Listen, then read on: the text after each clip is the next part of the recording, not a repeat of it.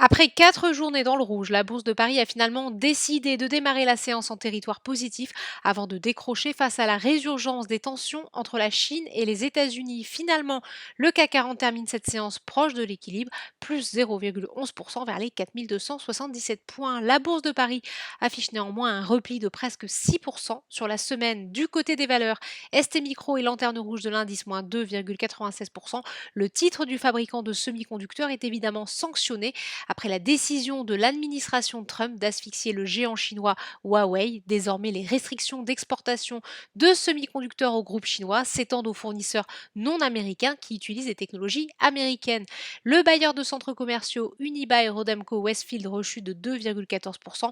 A contrario, Publicis poursuit son rebond et affiche la plus forte hausse de l'indice, plus 4,64%, suivi par ArcelorMittal, plus 4,19%, et par Renault, plus 2,90%.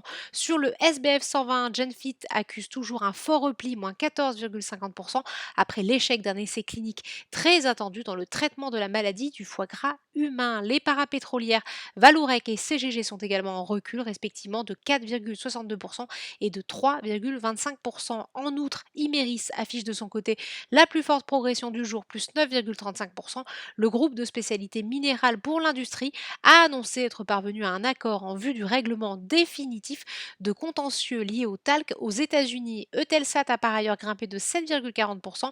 L'opérateur européen de satellites prévoit un impact limité de la crise sur son chiffre d'affaires et maintient ses objectifs révisés en avril. Outre-Atlantique, Wall Street est bien parti pour afficher sa pire performance hebdomadaire depuis la mi-mars, plombée par l'intensification de la guerre commerciale entre Pékin et les États-Unis et par de nouveaux indicateurs conjoncturels peu réjouissants. Les ventes au détail aux États-Unis plongent de 16,4% en avril, là où les analystes attendaient une chute de 11% en moyenne. À 18h heure de Paris, les trois indices phares évoluent en territoire négatif. Voilà, c'est tout pour ce soir. N'oubliez pas, toute l'actualité économique et financière est sur Boursorama.